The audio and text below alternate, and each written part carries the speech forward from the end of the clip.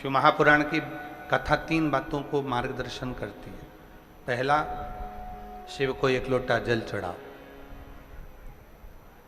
बन सके शिव की पूजन करो, साधना करो। कई लोग कहते हैं कि हम अगर घर में शंकर जी का शिवलिंग लाकर रख लेंगे तो हम अगर बाहर गए, शिवलिंग घर में रह गया, कोई पूजन करे ना करे तो उसका दोष लगेगा। शिव महापुराण ने स्पष्ट कह दिया, घर के अंदर अगर आपने शिवलिंग लाकर रखा है, कोई शिवलिंग तुम्हारे घर के अंदर रखा है, तुम 2 महीना, 4 महीना, 6 महीना कहीं बाहर भी चले गए, 15 दिन भी चले गए, तुमने शिव जी पे जल नहीं भी चढ़ाया, तुमने शंकर जी की पूजन नहीं भी करी, अगर एक चावल का दाना या एक बेलपत्र शंकर के शिवलिंग पर चढ़ाकर तुम चले जाते हो, भले 8 दिन में आओ, 15 दिन में आओ, 20 दिन में आओ, 1 महीने में आओ, 6 महीने में आओ, तो भी तुमको कोई दोष नहीं लगता। शिव करुणा ही करते हैं और तुम्हारे घर की रक्षा ही करते हैं।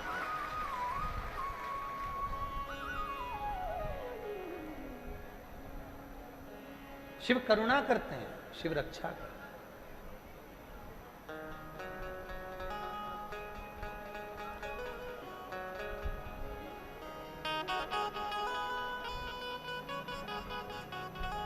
हम अगर शंकर जी पे जल नहीं चढ़ा पाए 15 दिन, 20 दिन, कई माताएं कहती हैं कि हमारा रजो धर्म आ जाता है, रजस्वला हो जाती हैं, हम 8-10 दिन काम नहीं कर पाती हैं, 4-6 दिन तक, तो शिव जी दोष तो नहीं देंगे? नहीं।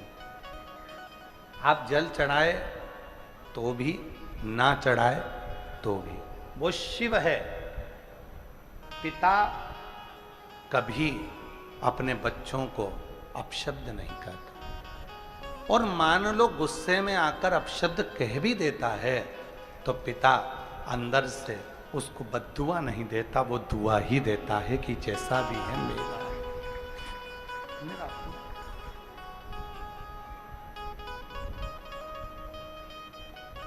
और मांगा है भोलेनाथ से वरदान लेके भी, मांगा है भोलेनाथ से वरदान लेके भी, तेरी कृपा बनी रहे जब तक है जिंदगी, तेरी कृपा बनी रहे जब तक है जिंदगी, मांगा है भोलेनाथ से वरदान लेके भी, मांगा है भोलेनाथ से वरदान लेके भी, तेरी कृपा बनी रहे जब तक है जिंदगी, तेरी कृपा बनी रहे जब तक है जिंदगी, मांगा है भोलेनाथ से वरदान लेके भी, मांगा है भोलेनाथ से वरदान लेके भी। एक वर चाहिए कि उसकी कृपा, उसकी करुणा, उसकी उदारता, उसकी दया बनी रहे, उसकी।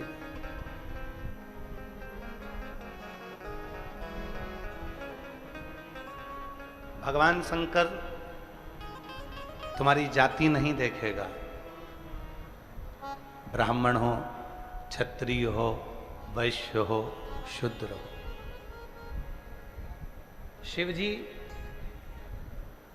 तुम्हारा वर्ण नहीं देखेगा, शिव जी तुम्हारा शरीर नहीं देखेगा, शिव जी तुम्हारा धन और वैभव भी नहीं देखेगा, शिव जी तुम्हारी पूंजी और संपदा भी नहीं देखेगा। शिव अगर कुछ देखेगा तो निर्मल मन सो मोहि पावा, और मोहि छल छिद्र कपट ना भावा। केवल तुम्हारा हृदय मन, केवल मन ही देखे। केवल मन।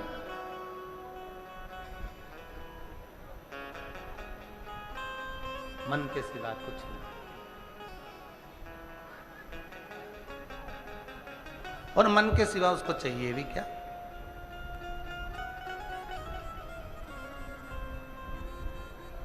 शिव महापुराण की कथा कहती है, एक लोटा जल,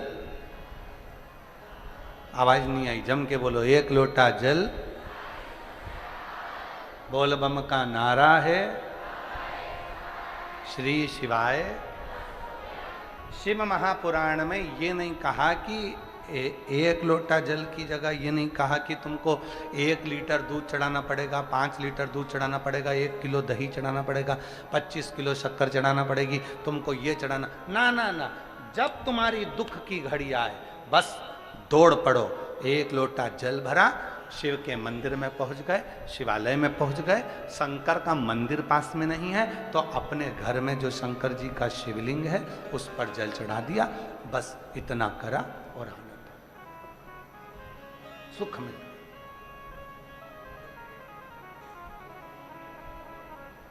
यहां शिव को बहुत आडंबर की जरूरत नहीं पड़ती, यहां शिव को बहुत दिखावे की जरूरत नहीं पड़ती। दौड़े, एक पत्र है, अच्छा है, देखो।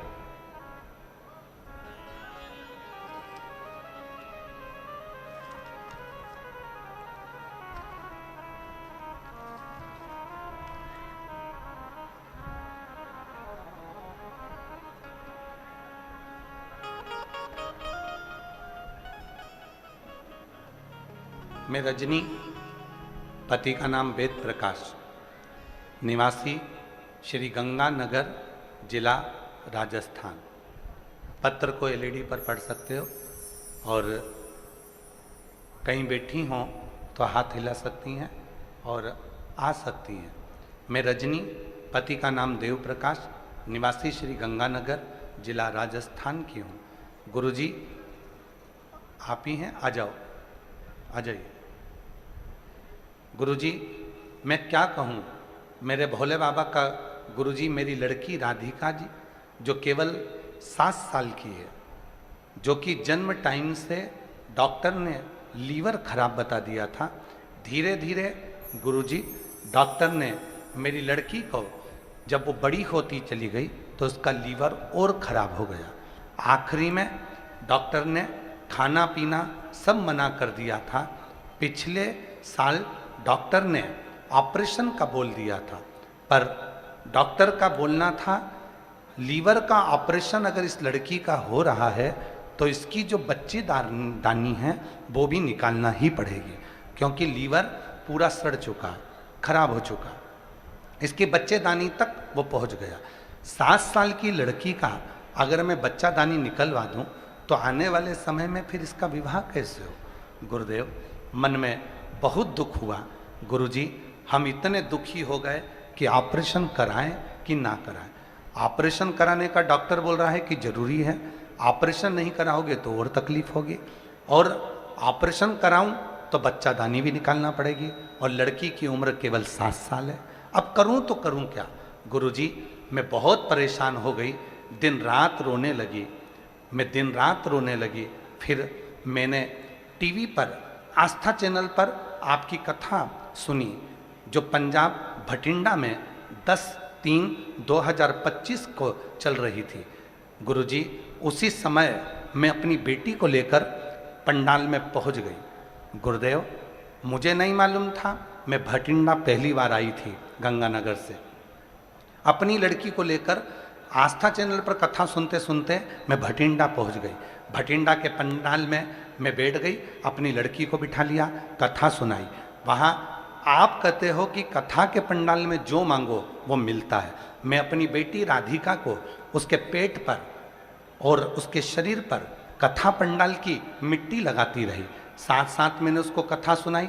एक पंडाल नहीं गुरुजी, मैं 4 पंडाल में उसको लेकर पहुंच गई, और बाबा की ऐसी कृपा हुई आज मैं भटिंडा के ही कथा में धन्यवाद देने के लिए आई हूँ। डॉक्टर ने कह दिया लीवर काम करने लगा, अब ऑपरेशन की जरूरत नहीं है, मेरी बेटी पूरी ठीक हो गई है।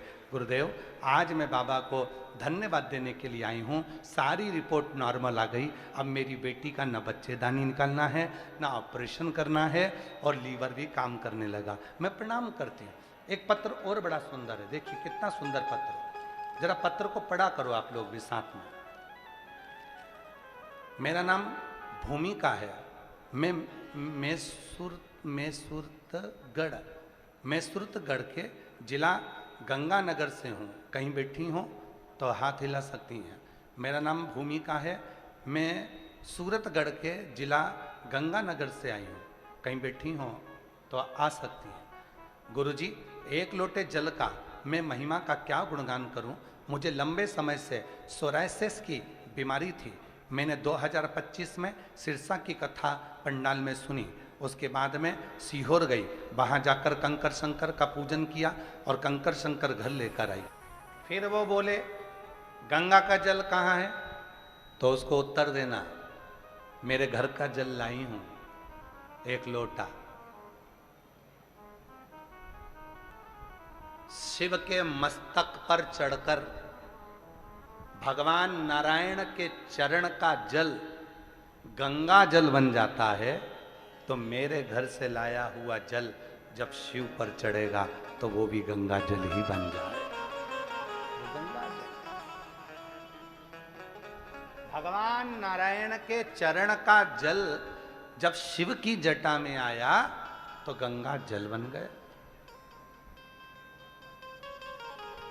तो मेरे भी घर का जल आएगा, शिव को चढ़ेगा, तो वो भी तो गंगा जल बन जाएगा।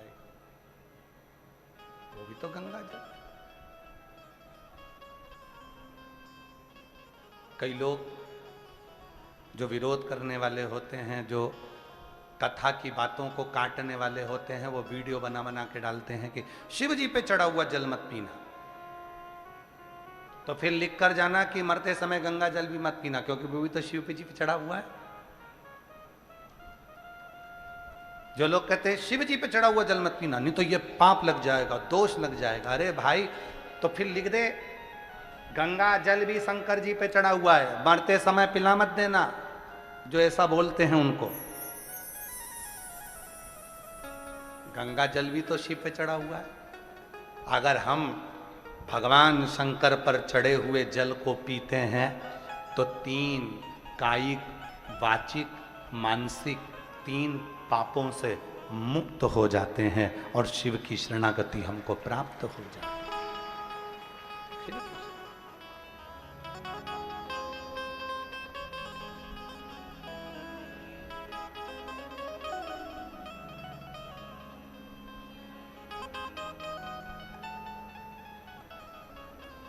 शिव शरणागति प्राप्त हो गई, सुख का अनुभव। एक लोटे जल का जो कर्ज है वो कोई साधारण नहीं है। एक हकीकत की कथा है इसी कलिकाल की।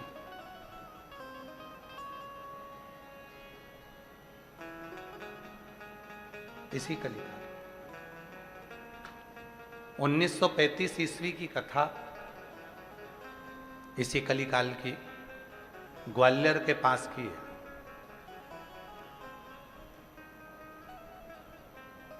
गीता प्रेस गोरखपुर के अंक में यह कथा लिखी है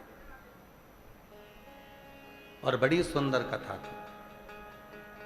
एक डाकू था जिसका नाम परसराम था। डाकू का नाम था परसराम।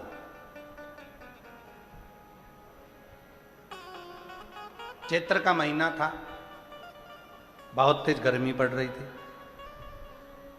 जंगल में भ्रमण कर रहा था।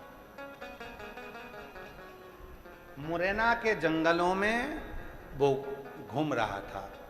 उसके साथ के जितने भी डाकू थे वो इधर उधर पानी को ढूंढने के लिए चले गए थे। उसको भी प्यास लग रही थी।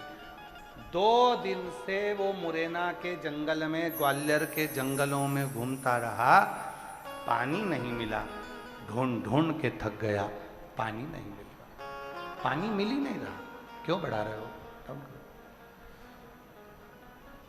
पानी नहीं मिला। मुरैना के जंगलों में वो ढूंढ ढूंढ कर थक गया, पानी नहीं मिला, जल नहीं, जल मिल ही नहीं रहा। आखिरी में परशुराम डाकू ने विचार कर लिया कि अब तो मुझे मरना है, क्योंकि प्यास आदमी को फिर जल ना मिले तो वो मर गए। व्यक्ति को भोजन नहीं मिले ना 4-6 महीने तक वो नहीं मरेगा, पर अगर व्यक्ति को पानी ना मिले तो उसके प्राण छूट जाए। जल बहुत जरूरी, क्योंकि ये शरीर और ये पृथ्वी पूरी जल से पूरी।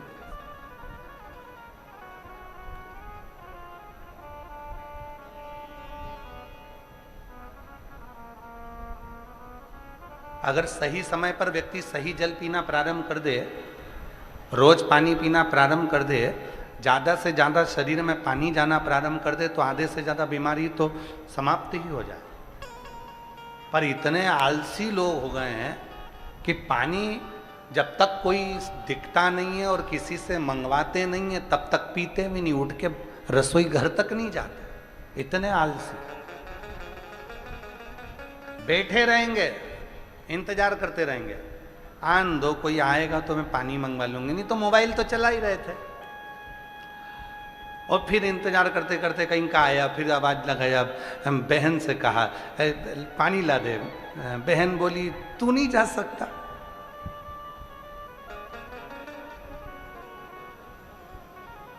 अच्छा, दुनिया की सबसे अच्छी लड़ाई बहन भाई की लड़ाई है, दुनिया की सबसे अच्छी लड़ाई।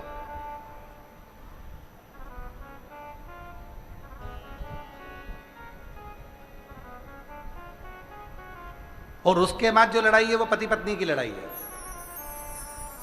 और ये पति पत्नी की लड़ाई तुम्हारी नहीं है, ये तो मां पार्वती जी ने शिव जी से 2 वर मांगे थे। शंकर भगवान से पार्वती जी ने 2 वर काशी में मांगे थे।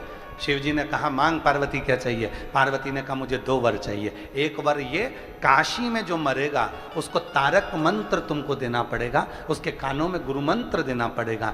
भगवान शंकर ने पार्वती को वचन दे दिया जो काशी में मरेगा उसके कान में गुरु मंत्र मैं दूंगा। दूसरा वर पार्वती जी ने मांगा कि पति पत्नी में कितना भी झगड़ा हो उनका आपस में प्रेम बहुत बढ़े, ये वर दे दीजिए। तो शिव जी ने वर दे दिया, वर दे दिया। इसलिए पति पत्नी का थोड़ा बहुत झगड़ा होना जरूरी है। वो झगड़ा करेंगे प्रेम बढ़ेगा, पर इतना झगड़ा मत करना कि वो मायके, और इतना झगड़ा भी नहीं होना चाहिए। और नहीं तो मालूम पड़े, वो एक किस्सा आता है ना, एक पति नोट जोड़ रहा था, एक पति बैठकर नोट जोड़ रहा था, तो उसका कोई नोट फट गया होगा तो वो जोड़ रहा था। इतने में पत्नी आई मायके से और पत्नी ने आकर कहा क्या कर रहे हो? पति बोला पैसे जोड़ रहा हूं। पत्नी खुश होकर बोली मुझे मालूम था, मेरा बर्थडे आ रहा है ना, उसके लिए जोड़ रहे हो। पति बोला नीरी पगली, 500 का नोट फट गया था तो जोड़ रहा। दुनिया की सबसे अच्छी लड़ाई है बहन भाई की लड़ाई, खूब जोरदार लड़ेंगे, झगड़ेंगे, रोएंगे, एक होएंगे, बाद में दोनों फिर झगड़ा करेंगे, फिर लड़ेंगे, फिर। पर ये कब तक लड़ते हैं? जब तक विवाह शादी नहीं होते, कुंवारे हैं तब तक लड़ते हैं। और विवाह के बाद में फिर दोनों झगड़ा करने वाली बात को याद कर कर अपने उस याद में कभी कभी आंसू भी आ जाते हैं, कभी कभी।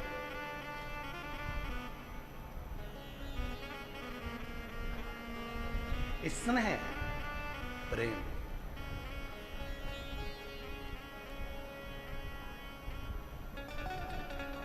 और यही वात्सल्यता है, यही स्नेह है। पानी परशुराम डाकू को नहीं मिला, हताश हो गया। नहीं, हताश होकर परशुराम डाकू ग्वालियर मुरैना के जंगलों में भ्रमण करता करता करता करता आगे पहुंचा तो एक मट्टी का ओटला बना हुआ था, उस ओटले पर शंकर जी का शिवलिंग रखा हुआ था। परशुराम डाकू ने देखा कि वो मट्टी का ओटले पर जो शंकर जी का शिवलिंग रखा हुआ है, वो शिवलिंग पूरा की पूरा टेढ़ा हो रहा है, पूरा की पूरा टेढ़ा हो रहा है, उसमें खड्डा हो गया और वो शिवलिंग पूरा तिरछा हो गया। परशुराम डाकू ने सोचा कि अब पानी नहीं मिल रहा है तो 5-10 मिनट घोड़े को बांधता हूं और इस शिवलिंग को मैं अपनी तलवार से पकड़कर सीधा कर देता हूं। परशुराम डाकू उतरा, घोड़े को बांधा और शिवलिंग को तलवार से सीधा करने लगा। शिवलिंग जब सीधा नहीं हो रहा था तो परशुराम डाकू ने शंकर जी से कहा, भोले बाबा तुम मेरे गुरु हो, तुम मेरे गुरु हो, मैं भी डाकू और अच्छा नंबर 1 का, और तुम भी कम नहीं हो। मैं डाका डालता हूं धन का, तुम डाका डालते हो मन का, लोगों का दिल चुरा लेते हो, हृदय चुरा लेते हो। बाबा आप मेरे गुरु हो, मेरा नाम परशुराम है, मैंने सुना है परशुराम भगवान के भी आप गुरु रहे हो, तो मेरे भी गुरु हो।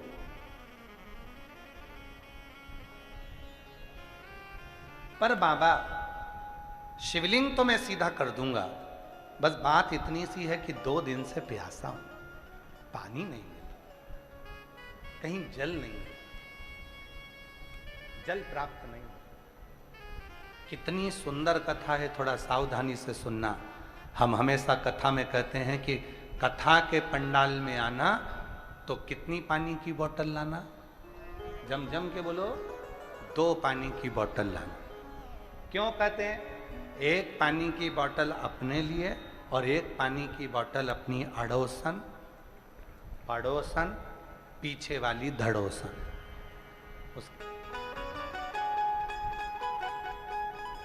एक पानी की बोतल अपने लिए लेकर आओ और एक पानी की बोतल जो अपनी अड़ोसन, पड़ोसन, धड़ोसन है उसके लिए लेकर आओ।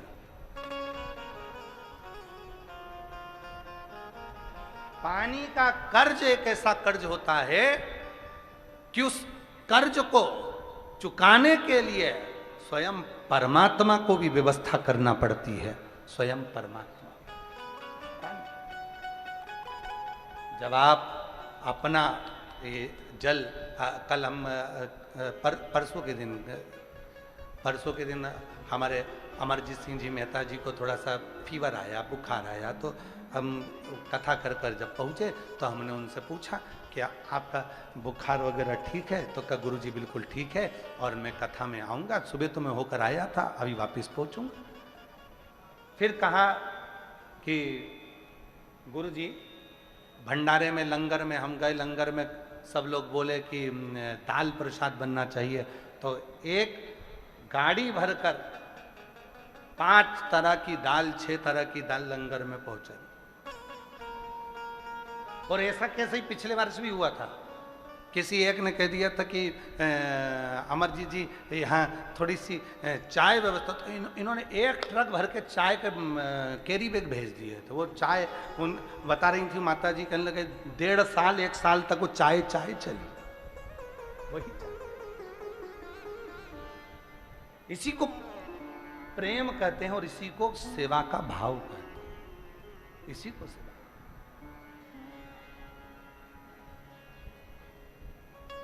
आप अभी वो बहन आई थी, कहाँ गई वो, अभी आई थी ना वो लेने के लिए बेलपत्र, कहाँ बैठी है, जरा खड़ी हो ना, कहाँ गई वो बता रही थी हम लोग आ रहे थे, 20 लोग गाड़ी में थे। हाँ, ये बहन बता रही थी 20 लोग गाड़ी में, बस में आ रहे थे और कहीं कौन सा गांव बोला था उसने, कौन सा गांव बोला था, वहाँ बस कोई गांव बताया था यहीं आसपास, वहाँ वो बस जो है उसकी 20 लोग उस बस में थे और वो बस कहीं डामाडोल हो गई, कहीं फंस पलटी में। जितने लोग बस में आ रहे थे सब वहीं पर। एक गाड़ी वाला पीछे से आता है, सबके मुख पर श्री शिवाय नमस्तुभ्यम था। एक गाड़ी वाला आया, गाड़ी रोकी, सबको निकालकर अपनी गाड़ी में बिठाया और बोलने लगा, आप भटिंडा जा रहे हो, चलो मैं तुम्हें शिव पुराण तक छोड़कर आता हूं, और लाकर यहां बिठा गया। तो बहन जी के शब्द है, जो पत्र लेने, बेलपत्र लेना ही थी। हम कौन सा गांव भी बताया था कि जहां वो बस डामाडोल होकर कहीं गिरी पड़ी, जो भी हुआ। गंगानगर से चले थे, कौन आया, कौन पहुंचा, कौन लेकर यहां छोड़ गया, सबको इकट्ठा कर कर बिठाकर किसी की उंगली में खरोच आई, कोई दूसरा नहीं था। ना जाने किस वेश में नारायण मिल जाए, कब वो आता है कब चला जाता है पता नहीं। सुध नहीं क्या हुआ। एक पति पत्नी का जोड़ा आया, इतने सुंदर पति पत्नी, इतने सुंदर। पीली साड़ी एक मां पहनी हुई थी, पति एक सुंदर सा कुर्ता पहना हुआ था, मस्तक पर त्रिपुंड सफेद लगा हुआ था, पत्नी की नासिका पर से लेकर सिर तक त्रिपुंड लगा हुआ था, और बड़े सुंदर रुद्राक्ष की माला गले में डली थी, बड़ी सी नथनी थी। और वो माँ और वो पिता दोनों हाथ पकड़कर हमसे कहते हैं, लाओ हम तुम्हें बाहर निकाल देते हैं। बाहर निकालकर बिठाकर कहाँ चले जाते हैं पता ही नहीं।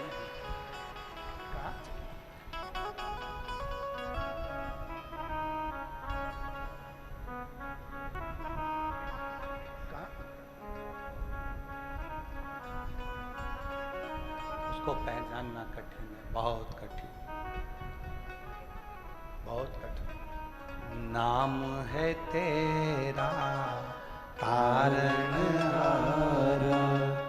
कब तेरा दर्शन होगा, जिसकी प्रतिमा इतनी सुंदर, वो कितना सुंदर होगा, वो कितना सुंदर होगा। नाम है तेरा तारणहारा, कब तेरा दर्शन होगा, जिनकी प्रतिमा इतनी सुंदर, वो कितना सुंदर होगा, वो कितना सुंदर होगा, वो कितना सुंदर होगा। पहचानना कठिन है, कब शिव कृपा करते हैं, कैसे करुणा करते हैं, कैसे आते हैं पता नहीं। पारस डाकू ने, परशुराम डाकू ने कह दिया, भोले बाबा बहुत प्यास लग रही है, मैं शिवलिंग सीधा कर देता हूं। जैसे ही शिवलिंग सीधा करा, एक बुढ़िया हाथ में लोटा पानी का, एक लोटा जल, उस पे कटोरी रखी मिठाई की, धीरे धीरे डंडा टेकती टेकती टेकती टेकती ओटले पर आकर बैठ गई। शंकर जी के ओटले पर आकर बैठी बुढ़िया। उसका स्मरण रहे, उसकी वो जब दुख आया तब वही आया। फिर वही वाली लाइन स्मरण आ गई, ओ भीड़ में तन्हाई में प्यार की गहराई में मुझे तुम याद आते हो, मुझे तुम याद आते हो। भीड़ में तन्हाई में प्यार की गहराई में मुझे तुम याद आते हो, मुझे तुम याद आते हो, भोले तुम याद आते हो।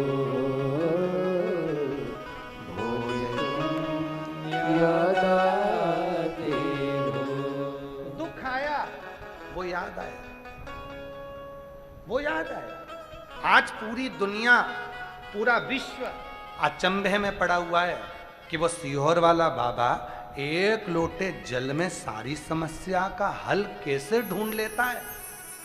सीहोर वाला बाबा नहीं, ये हमारे शास्त्र कहते हैं, जब हम किसी के घर का एक गिलास पानी पीते हैं तो हम उसके कर्जा चुकाने के लिए हकदार बन जाते हैं।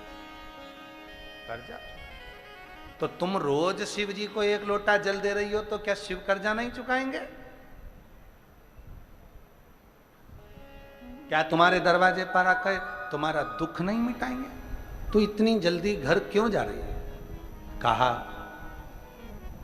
बेटा, बेटा नहीं है, बहू नहीं है, पोता नहीं है, चंपा मेरी बेटी पोती का विवाह, घर में अन्न का दाना नहीं है, गांव में जाऊंगी मांगूंगी, बाहर का प्रेशर खोलो, जाऊंगी मांगूंगी, तब थोड़ा सा भाग मिलेगा और मैं बेटी का विवाह करूंगा। मां, मैंने तेरा एक लोटा जल पिया है और मैंने अपने गुरु के मुख से सुना है, शिव एक लोटा जल यदि किसी के घर का ले लेते हैं तो शिव उसका कर्जा चुकाने के लिए उसके दरवाजे पर पहुंचकर उसका कार्य पूर्ण जरूर करते हैं। कार्य पूर्ण जरूर।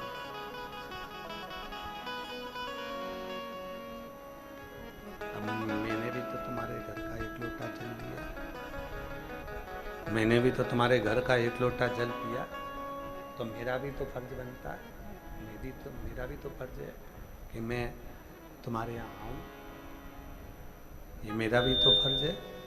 शंभु शंभु शंभु शंभु शंभु शंभु, मेरा भी तो फर्ज है कि मैं उस एक लोटे जल का कर्ज चुकाने के लिए तुम्हारे यहाँ पहुंचूं।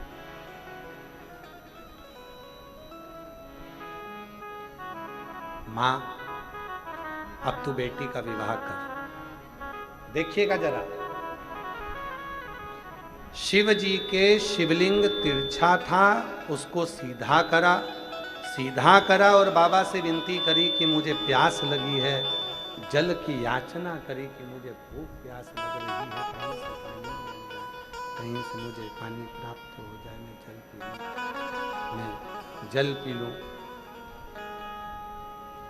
रिंकू, तुम तुम्हारे हिसाब से कर लो, आशीष तुम ऊपर जा, तो इनको कर लें तो जरा सेट करें तो साउंड चले।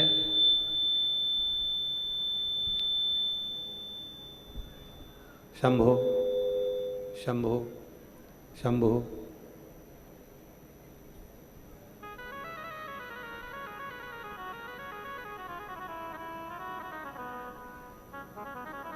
शिव जी एक लोटे जल का यदि कर्ज चुकाते हैं तो मेरा भी फर्ज है कि मैं भी उस एक लोटे जल का कर्ज चुकाऊं, मैं भी उस एक लोटे जल का कर्ज अदा करूं, कर्ज चुकाऊं। मां, तो चंपा का विवाह कर, तो चंपा की शादी कर।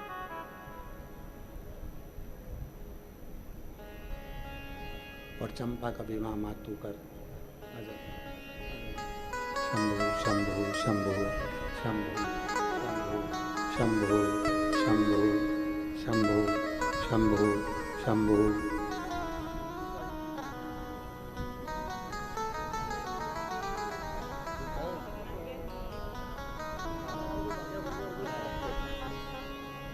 ये बेटी को सराय से, अच्छा अच्छा ठीक है, ठीक है, आराम।